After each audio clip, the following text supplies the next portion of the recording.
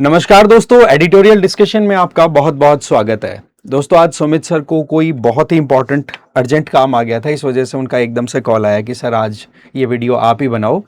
तो देख लेते हैं। देख लिया, आज हमारे पास में डेट है आज की 26 अगस्त 2026 और आज हमारे पास में मेजरली दो आर्टिकल्स हैं जिनको हम डिटेल में डिस्कस करेंगे।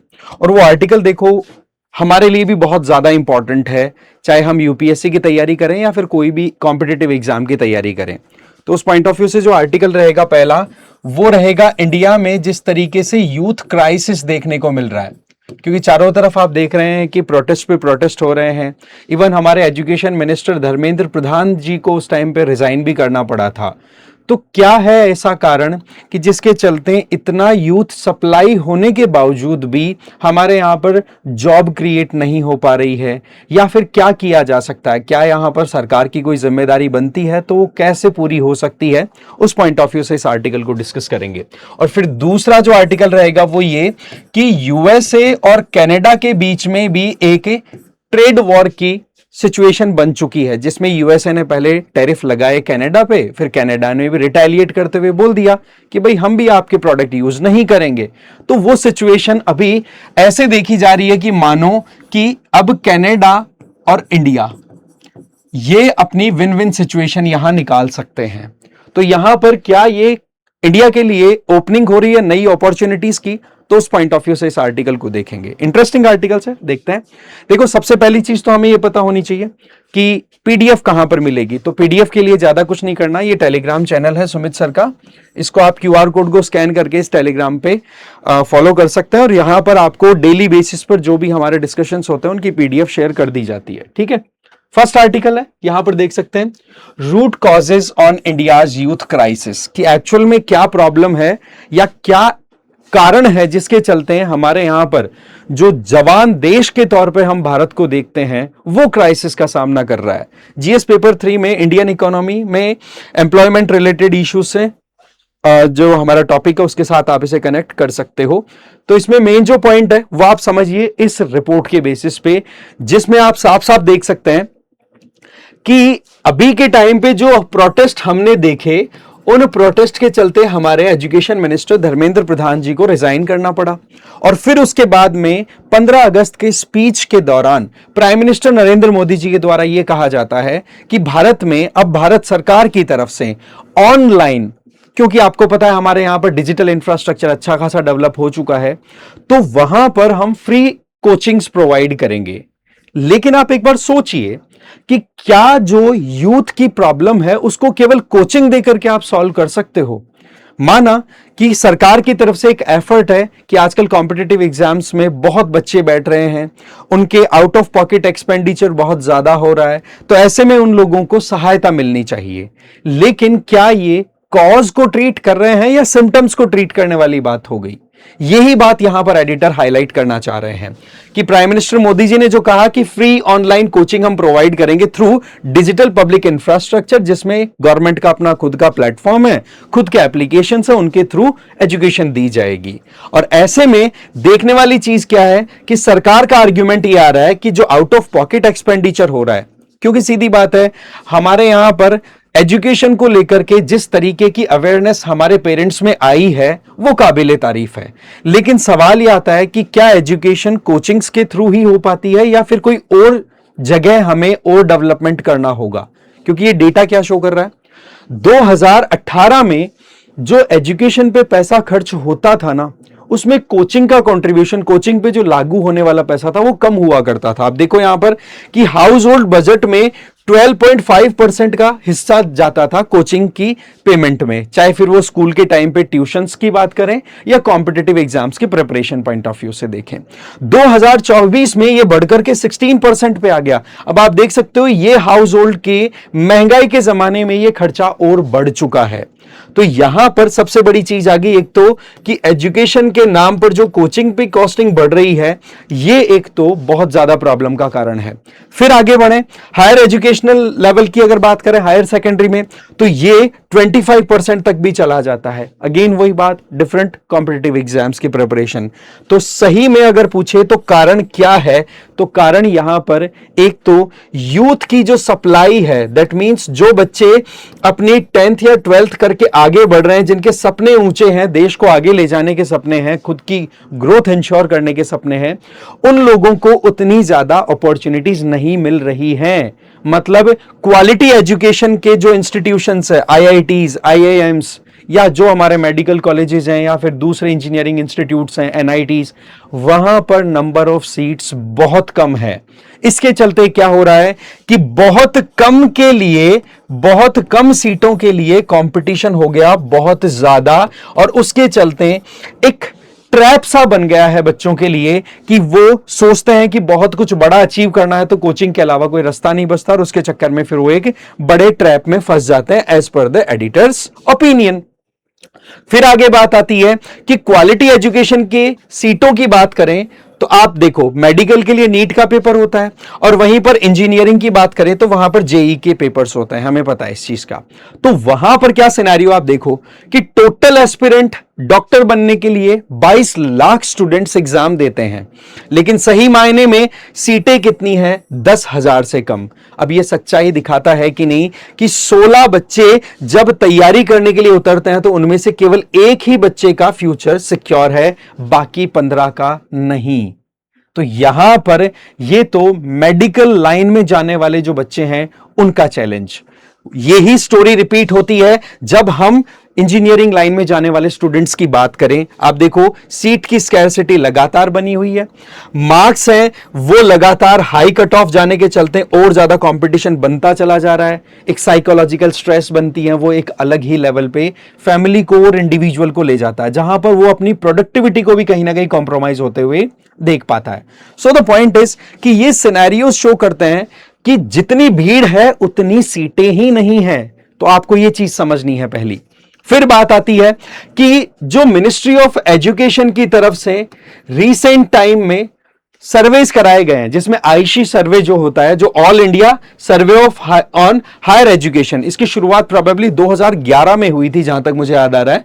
तो इसमें आप देखोगे कि 2011 से लेकर अभी तक जितनी बार भी ये सर्वे हुआ है ना, ग्रेजुएशन में जिन बच्चों ने एडमिशन लिया उनकी संख्या कम नहीं हुई थी, लेकिन 2023-24 का ऐसा टाइम आता है जिस टाइम पर आप देखते हो कि अंडर ग्रेजुएशन की सीटों में एनरोलमेंट डिक्लाइन कर जाएगा, और उल्टा जो लोग पहले डिग्री कॉलेज में एडमिशन लेने के लिए मारामारी में पड़े रहते थे, अब वो शिफ्ट कर रहे हैं डिप्लोमा की तरफ।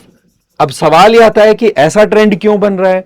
इसका सिंपल सा लॉजिक है, डिग्री एक कागज का टुकड़ा बन के रह गई है।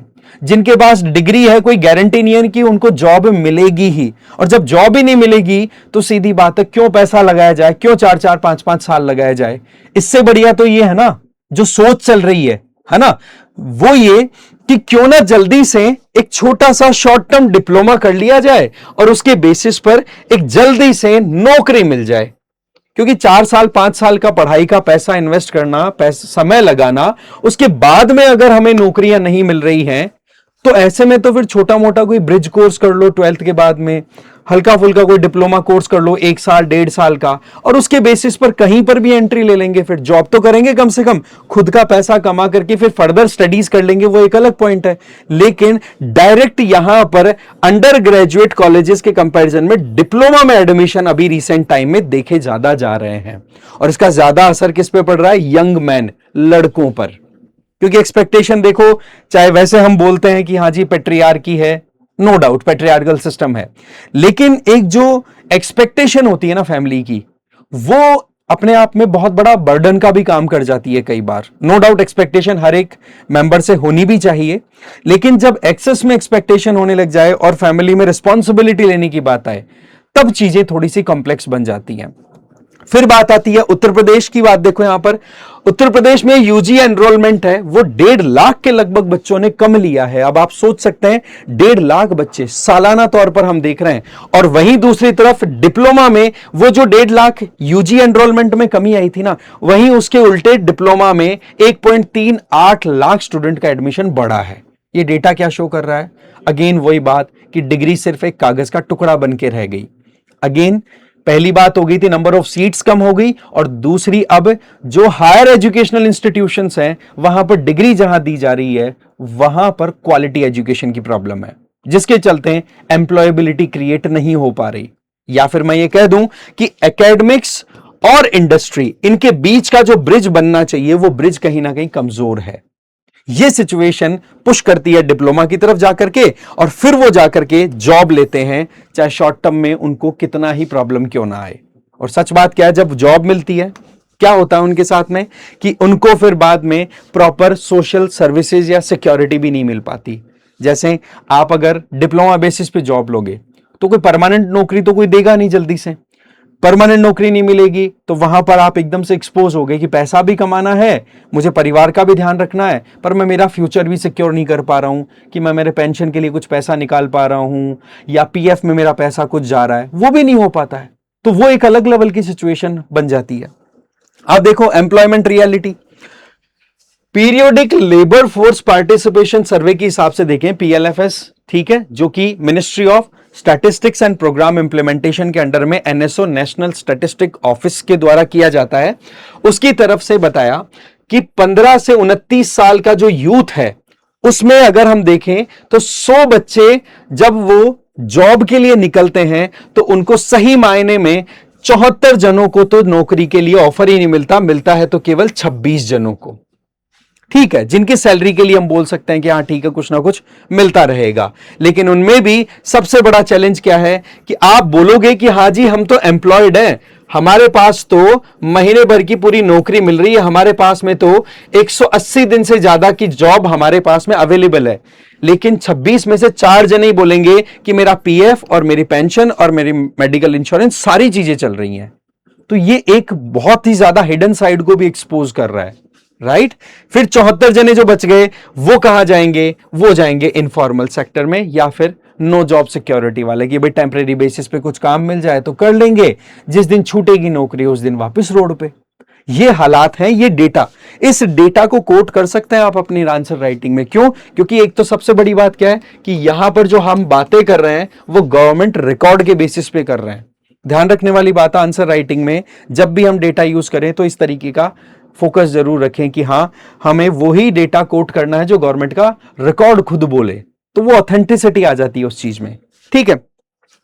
फिर यहां पर 2 एंड्स हमें देखने को मिलते हैं यूथ एम्प्लॉयमेंट क्राइसिस के। पहला तो क्या हो गया? प्रिपरेशन फंड, वही बात, आउट ऑफ पॉकेट एक्सपेंडिचर बोल दो, या फिर ये कहते हैं कि बहुत ओवरलोड हो रहा है, पैसा बहुत ज्यादा देना पड़ रहा है कोचिंग में, और दूसरा क्वालिटी जॉब भी नहीं मिल पा रही है। तो यहां सिचुएशन बन गई कि भाई अब क्या किया जाए। डिग्री से भी हट गए, डिप्लोमा भी कर लिया, डिप्लोमा करके भी जॉब भी ले ली, तो जॉब में तो 4 जने ही प्रॉपर अपने आप को एम्प्लॉयड बोल सकते हैं, बाकी तो क्राइसिस का सामना ही कर रहे हैं ना। तो यहां पर हमें कहीं ना कहीं सॉल्यूशंस पे काम करना होगा। अब देखो यहां पर ये जॉबलेस ग्रोथ की सिचुएशन बन चुकी है। बार बार आपने सुना होगा कि भारत जो है वो वर्ल्ड की मेजर इकोनॉमीज में फास्ट ग्रोइंग इकोनॉमी है, ये बात आपने बार बार सुनी होगी। लेकिन fact of the matter is उस ग्रोथ में क्या जो यूथ की हम बात करते हैं, जिस डेमोग्राफिक डिविडेंड की बात करते हैं, क्या उसका कंट्रीब्यूशन है? तो ये दिखा रहा है कि इतना नहीं बन पा रहा है। हमारे यहां पर जॉब क्रिएट हो सकती है मैन्युफैक्चरिंग सेक्टर। नॉर्मली हम जब भी एम्प्लॉयमेंट की बात करें ना, तो हमारे पास में एक चीज ध्यान रखनी है कि एम्प्लॉयमेंट के हिसाब से सबसे पहले प्राइमरी सेक्टर में नौकरियां, और फिर उसके बाद में सेकेंडरी सेक्टर, और फिर टर्शियरी सेक्टर, इस तरीके से सीक्वेंस चलता है, राइट।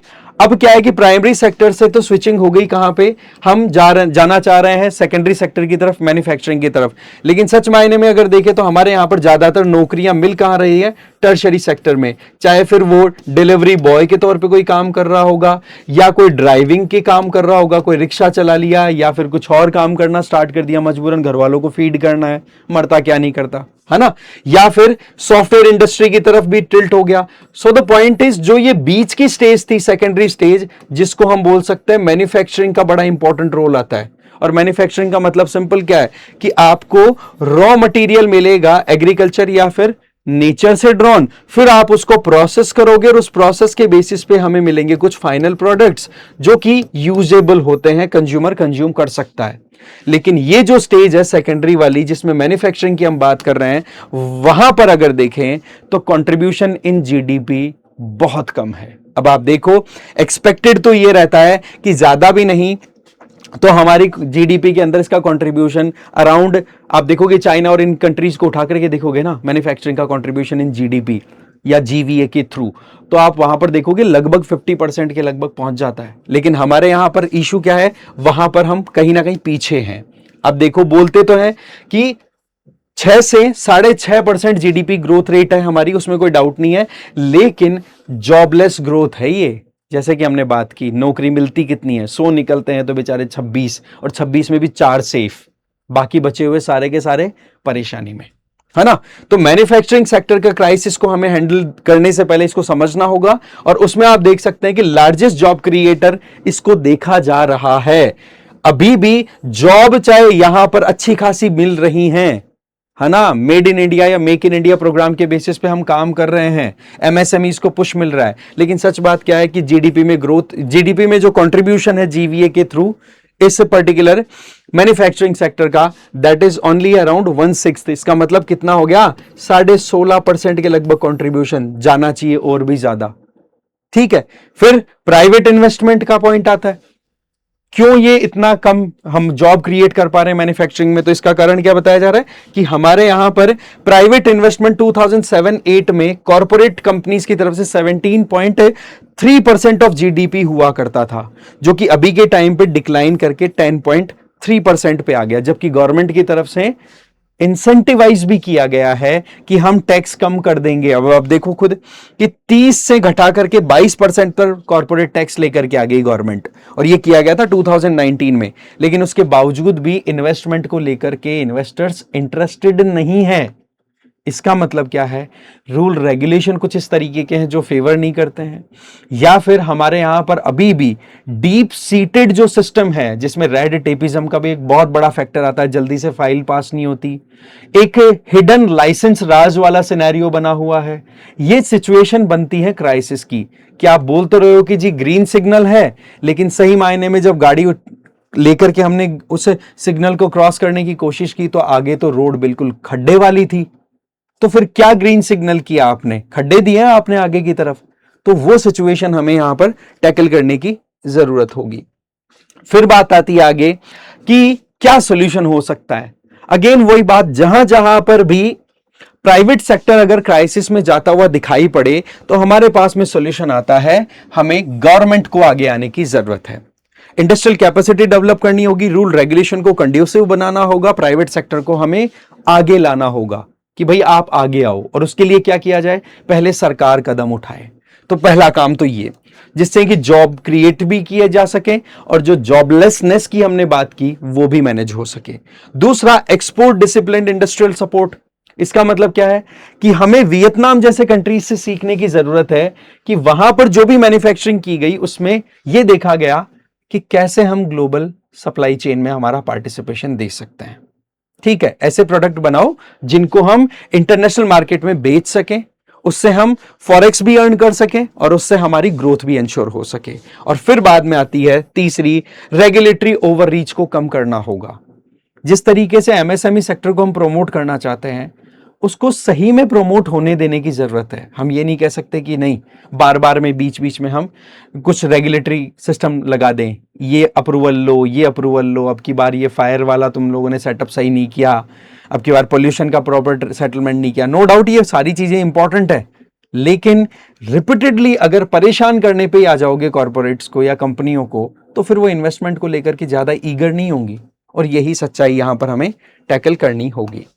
ठीक है, बाकी आप ये टर्म्स एंड टर्मिनोलॉजीज को यूज कर सकते हैं अपने आंसर राइटिंग में, जो कि बहुत ज्यादा इफेक्टिव रहेगी। डिजिटल पब्लिक इंफ्रास्ट्रक्चर का मतलब अगेन वही बात, यूपीआई, आधार कार्ड, इनका प्लेटफॉर्म इतना अच्छा बना हुआ है जिसका सरकार यूज करके कोचिंग्स को प्रमोट कर, I mean online coaching freely देने की बात कर रही है, वहां पर ये पॉइंट यहां ऐड हो जाता है। फिर ये एक क्वेश्चन है 2021 में, ठीक है, इसमें आप देखो, India is on the right side of the demographic transition, क्योंकि हमारे यहां पर यूथ पॉपुलेशन अच्छी खासी है, तो उसको हम यूटिलाइज कर सकते हैं हमारी ग्रोथ इंश्योर कराने के लिए। तो आप बताइए यूथ को यूथ एम्प्लॉयमेंट को कंसिडर करते हुए कि क्या हमारी ग्रोथ सही में डेमोग्राफिक डिविडेंड की तरफ जा रही है, डेमोग्राफिक डिजास्टर की तरफ जा रही है? मतलब वही यूथ जो प्रोडक्टिविटी के बेसिस पर देश को आगे ले जा सकता है, क्या वो सपोर्ट में है, या फिर उसकी प्रोडक्टिविटी इतनी कम हो चुकी है जो कि वाकई में घातक साबित हो रही है देश की अर्थव्यवस्था के लिए? उस पॉइंट ऑफ व्यू से इस क्वेश्चन को हैंडल करना है। यहां पर जो आईशे का डेटा था, पीरियोडिक लेबर फोर्स सर्वे था, उसके डेटा को आप कोट करते हुए अपना जवाब दे सकते हैं। बहुत ही हेल्दी आंसर बन सकता है इसका, ठीक है।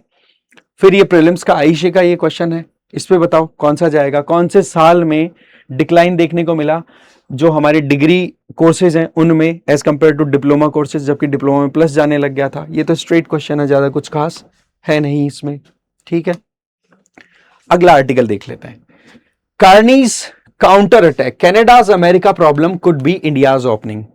देखो अमेरिका इस टाइम पे पूरे उस मोड में है कि कैसे भी करके अपनी, अमेरिका में पर्टिकुलरली बोलूंगा, वहां का जो एडमिनिस्ट्रेशन है, ट्रंप एडमिनिस्ट्रेशन, उनका ये सोचना हो गया कि हम वो काम करेंगे जिससे हमें लोकली पॉलिटिकल बैकलैश ना देखने को मिले।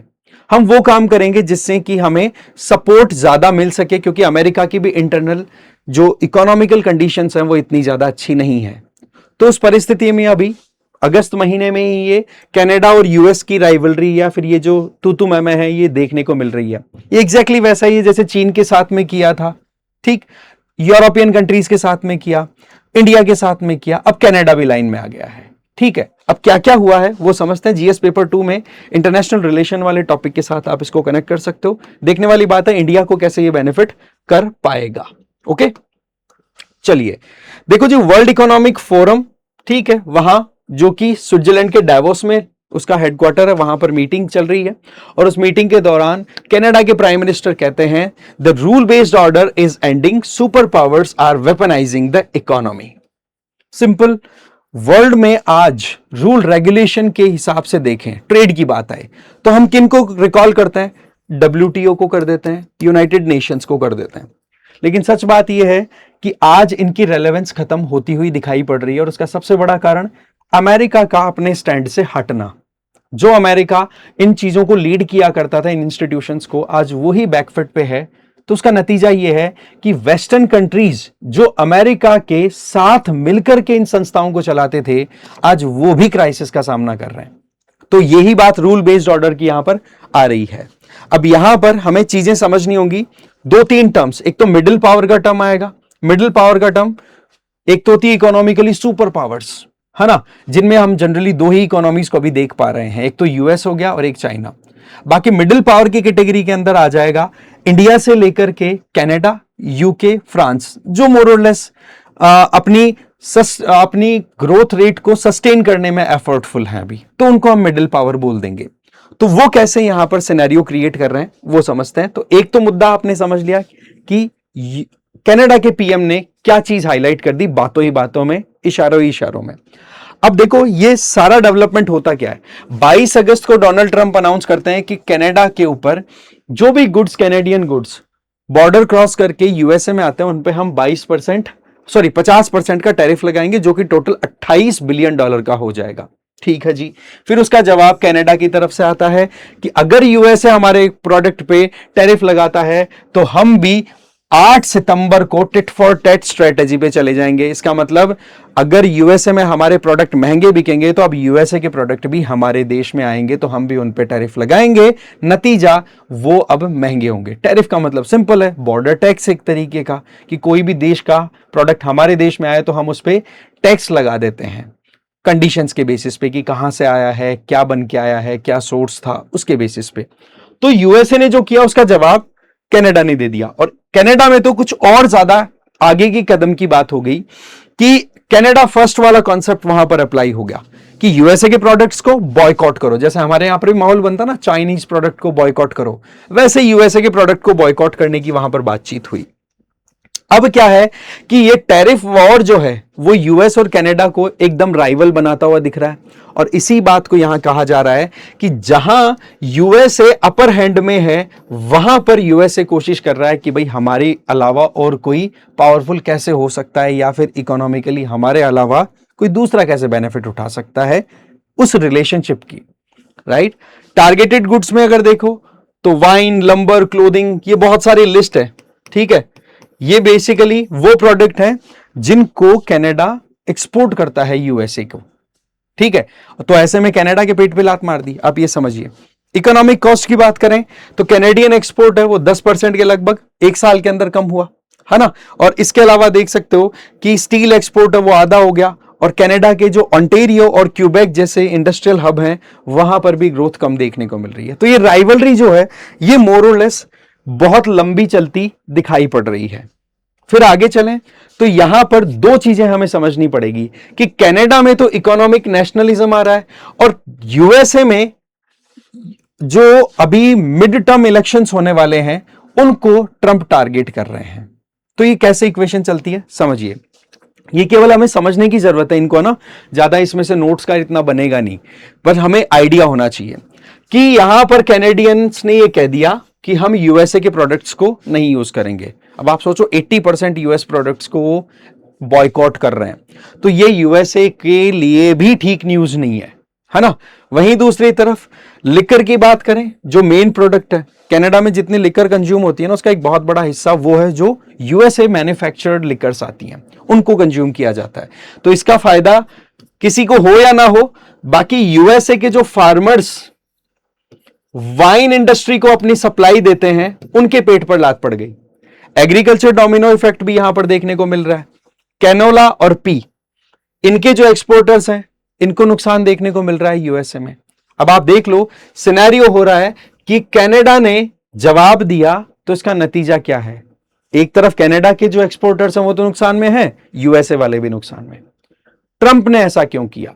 वहां पर मैंने बताया मिड टर्म इलेक्शंस है और वहां पर इन्फ्लेशन जबरदस्त है। उस इन्फ्लेशन को कैसे मैनेज किया जाए, तो डाइवर्ट करो लोगों के अटेंशन को। तो कनाडा को बीच में घसीट के ले आए भाई साहब, कर दिया उन्होंने कि भाई हम यहां पर अब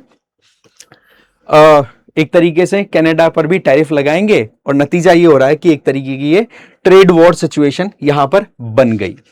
अब देखो इस सिचुएशन में अभी क्या है, India aggressively free trade agreements कर रहा है अलग अलग कंट्रीज के साथ में। वैसे आप कमेंट्स में बता सकते हैं कि 2026 में शुरुआती फेज में किन किन कंट्रीज के साथ में इंडिया ने फ्री ट्रेड एग्रीमेंट्स को फाइनलाइज किया है, या फिर ऑन अंडर प्रोसेस हम चल रहे हैं, आप बताना, ठीक है। तो उसी लाइन में कनाडा के साथ में भी हम फ्री ट्रेड एग्रीमेंट, जिसको हम comprehensive economic partnership agreement CEPA बोलेंगे, ठीक है, उस पर हमारी बातचीत चल रही है। तो एक तरफ तो यूएस और कनाडा की लड़ाई, और दूसरी तरफ हम अप्रोच कर रहे हैं हमारे खुद की रिलेशनशिप को कनाडा के साथ इंप्रूव करने की। पहले कनाडा के साथ थोड़े रिश्ते बिगड़े थे हमारे, है ना, खालिस्तान मूवमेंट को इनको लेकर के, लेकिन अभी फाइनली अभी देखा जाए तो करंट सिचुएशन में कनाडा और इंडिया रिलेशंस पॉजिटिव साइड में है। तो उस पॉइंट ऑफ व्यू से इंडिया क्या कर रहा है, एक तो ट्रेड डील पे बातचीत चल रही है, 3 राउंड की बातचीत हो चुकी है, और ये कंक्लूड होते ही जो यूएसए की तरफ से टैरिफ वॉर स्टार्ट किया गया है कनाडा के साथ, वहां यूएसए की जगह एक वैक्यूम क्रिएट होगा, तो इंडिया वहां पर अपनी यूटिलिटी इंश्योर कर सकता है। क्यों? क्योंकि बहुत सारे ऐसे प्रोडक्ट्स हैं जो कनाडा से हम खरीद सकते हैं और कनाडा को हमारे प्रोडक्ट उनको बेच सकते हैं। तो उसके लिए हम नेगोशिएशन ऑलरेडी कर रहे हैं। अब आप देखो यूएस इंडिया ट्रेड डील की हम बात करें तो यूएस और इंडिया ट्रेड डील में इतनी बातचीत होगी, क्या कोई कंक्लूडिंग रिमार्क निकला? नहीं निकला। बात डोनाल्ड ट्रंप ने शायद फरवरी या मार्च में बोल दी थी कि हो गया जी, हो गया, ट्रेड फाइनल डील हो गई हमारी, बहुत माहौल बने थे, बहुत सारे वीडियोस बने थे, लेकिन आपको पता है अभी तक कुछ क्लैरिटी नहीं है। क्यों? टैरिफ बढ़ा देते हैं, मूड स्विंग्स इतने सारे हैं, कुछ आइडिया नहीं है कि अपने ईगो को सेटिस्फाई करने के चलते डोनाल्ड ट्रंप अगले बार क्या स्टेटमेंट दे दे। वो सिनेरियो बनता चला जा रहा है। तो यहां सिनेरियो ये आ रहा है कि हम कोशिश कर रहे हैं कि कैसे भी करके कनाडा की तरफ हमारे रिलेशनशिप मेंटेन हो। यूएसए के साथ में प्रॉब्लम पहली क्लियर है आपको कि ट्रेड डील क्लियर नहीं हो पा रही है, और कनाडा के साथ में 3 राउंड कंप्लीट हो गए। दूसरा देखो फोर्स लेबर सरचार्ज, कभी यूएस हमारे ऊपर 50% का टैरिफ लगाता है, और फिर बाद में टैरिफ को थोड़ा सा नेगोशिएट करके नीचे लाते हैं, तो फिर बोलते हैं कि इंडिया से जो प्रोडक्ट आ रहे हैं उन प्रोडक्ट्स पे हमें थोड़ा सा टैक्स बढ़ा करके लेने की जरूरत है। रीजन बीइंग कि इंडिया में फोर्स लेबर, इसका मतलब क्या हो गया कि बंधुआ मजदूरी बहुत ज्यादा है और इंडिया की सरकार उस पर काम नहीं कर रही है, तो उस परिस्थिति में हमें इंडिया को प्रेशराइज करना है। तो ये एक तरीका। अब उनको टेंशन हो रही है कि भारत में क्या हो रहा है, चलिए ठीक है। फिर तीसरा मैरीटाइम चॉक पॉइंट, हमें पता है कि वेस्ट एशिया में जिस तरीके से लड़ाई हुई, जो कि अभी भी हम नहीं कह सकते कि खत्म हुई, उस लड़ाई के चलते इंडिया को कितना नुकसान हुआ, हमारी एनर्जी सप्लाई पे कितना इंपैक्ट आया, तो वो एक सीधा इशारा करता है कि स्ट्रेट ऑफ हॉर्मज पे यूएसए चाहता या चाहे तो चीजें सेटल हो सकती हैं, लेकिन नहीं, तो वहां पर हमारी वल्नरेबिलिटी। और फिर बात आती है कि आज कनाडा के साथ में भी एग्जैक्टली वही हो रहा है, जहां पर इंडिया ने एक्सपीरियंस किया है यूएसए के साथ इस रिलेशनशिप के दौरान। तो पॉइंट क्या है कि क्या इंडिया और कनाडा दोनों एक प्लेटफॉर्म पर है? मैंने कहा यस। मास्टर स्ट्रोक क्या है? हम कॉम्प्रिहेंसिव इकोनॉमिक पार्टनरशिप फाइनलाइज कर रहे हैं, 3 राउंड की बातचीत हो चुकी है। मैंने बताया $50 बिलियन का हम टारगेट लेकर के चल रहे हैं 2030 तक। इसका मतलब ट्रेड को एक्सपेंड करने के लिए कनाडा और इंडिया दोनों इक्वली सीरियस है ना। अभी तो देखो $8.5 बिलियन है, लेकिन इसको हम एक्सपेंड करने का लेके चल रहे हैं, 6 गुना तक हम बढ़ाना चाह रहे हैं। फिर स्ट्रेटेजिक एनर्जी पार्टनरशिप, कनाडा के पास में एलएनजी, एलपीजी और यूरेनियम, इन तीनों के अच्छे रिसोर्स और रिजर्व्स हैं। तो इंडिया को तो यही तो चाहिए, हमारी तो एनर्जी के लिए हम बाहर बहुत ज्यादा इंपोर्ट्स पर डिपेंड करते हैं, तो कनाडा से खरीद लेंगे तो हमारी रिक्वायरमेंट भी पूरी और कनाडा की भी पूरी। तो इंडिया कनाडा बायलैटरल रिलेशन के पॉइंट ऑफ व्यू से ये स्लाइड बड़ी काम की आपकी। तीसरा, कनाडा के पास में पोटाश के रिजर्व हैं, और आपको पता है हमारे यहां पर एग्रीकल्चर पर डिपेंडेंसी कितनी ज्यादा है, और एग्रीकल्चर में NPK, nitrogen, phosphorus and potassium. तो ऐसे में जो पोटाश की रिक्वायरमेंट है वो हम कनाडा से पूरी कर सकते हैं, और हमारी जमीनें पोटाश की डेफिसिट का सामना करती हैं, बहुत कमजोरी है हमारी मिट्टी में, है ना। और बाकी पेंशन कैपिटल इन्वेस्टमेंट, कनाडा के इन्वेस्टर्स को चाहिए एक ऐसी इकोनॉमी मिले जहां पर वो अपने पैसे को इन्वेस्ट करें और पैसा रिटर्न भी दे और स्टेबिलिटी भी रहे।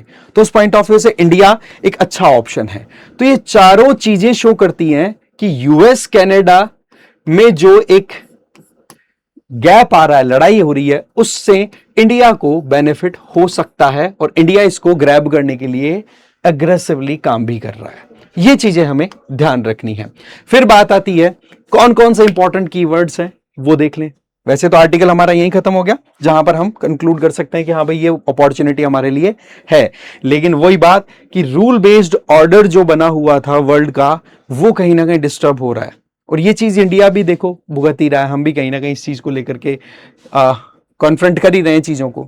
अब ये कीवर्ड्स हैं, इनको आप यूज कर सकते हैं अपने आंसर राइटिंग में, एकदम जनरल है, ज्यादा कुछ खास है नहीं। अब बताओ, कुस्मा, ये वर्ड बहुत ज्यादा हाईलाइटेड रहता है, कुस्मा, ठीक है। इसका full form Canada United states Mexico agreement है। तो इसको अगर देखें तो रिप्लेस किया है, राइट। किसने रिप्लेस किया? तो आप देखोगे किसको इसने रिप्लेस किया, that is NAFTA, north America free trade agreement, उसको रिप्लेस किया है। ये नॉर्थ अमेरिका के जो 3 कंट्रीज है ना, मेजर इकोनॉमीज, ठीक है, एक तो आपका कनाडा, यूएस और मैक्सिको, उनके बीच का। सेपा की फुल फॉर्म आप बता दीजिए, 2-3 बार मैंने ही बोल दिया। और ये तो इंडिया कनाडा रिलेशंस में हमारे लिए तीनों के तीनों स्टेटमेंट बड़े काम के हो सकते हैं आंसर राइटिंग के टाइम पे, ठीक है। तो थोड़ा सा इसको आप देख लीजिएगा। फिर आते हैं, ये आपके जवाब हो गए। फिर expected question, in an era of rising economic protectionism, इसमें यूएस भी बात आ गई, ठीक है, कनाडा का रिटेलिएशन भी आ गया, and the breakdown of rule based order में हमें यूएन और डब्ल्यूटीओ जैसे इंस्टीट्यूशंस को जरूर कोट करना है। मिडिल पावर में मैंने बताया वो इकोनॉमीज जो कंप्लीटली इकोनॉमिक सुपर पावर भी नहीं है, लेकिन वेल टू डू कंडीशन में है या फिर प्रोग्रेस के लिए एफर्टफुल है, वो must coordinate to protect the strategic interest. Analyse this statement in the context of recent reboot in India Canada relations. Reboot क्यों वर्ड लिखा आपको मैंने बताया ना, कि अभी इंडिया के और कनाडा के रिलेशन ऑन ट्रैक है। प्रीवियसली अगर देखें जस्टिन ट्रूडो की गवर्नमेंट थी कनाडा में, तो थोड़े चैलेंजेस वहां पे बने हुए थे, तो उनको आप कंसिडर करो और इस फ्लो को ध्यान में रखते हुए अपना आंसर दे सकते हो। शुरुआत करो जो कैर्नी है उनके स्पीच के साथ में, ठीक है, कि किस तरीके से रूल बेस्ड ऑर्डर जब कोलैप्स होने लगता है तो सिचुएशन क्राइसिस वाली बन जाती है, राइट। वहां से आप स्टार्ट करो और रूल बेस्ड ऑर्डर में डब्ल्यूटीओ को इनको कोट करते हुए बताओ, और फिर साथ में ये भी बताना कि डिस्प्यूट रिड्रेसल मैकेनिज्म का जो सेटअप है डब्ल्यूटीओ में, वहां पर भी चीजें कितनी ज्यादा लूज हैं। ठीक है, यूएसए की फंडिंग का आप कॉन्सेप्ट बता सकते हो कि फंडिंग में यूएन और डब्ल्यूटीओ जैसे इंस्टीट्यूशन यूएसए पे कितना रिलाय करते हैं, और वो सप्लाई अगर रुकती है तो कितनी प्रॉब्लम हो सकती है। तो उस पॉइंट ऑफ व्यू से आप चीजों को एड ऑन करते जाइए और अपने आंसर को एक हेल्दी स्ट्रक्चर देते हुए लिखने की कोशिश करिए। ठीक है, आई होप आपको सेशन अच्छा लगा होगा। Thank you very much.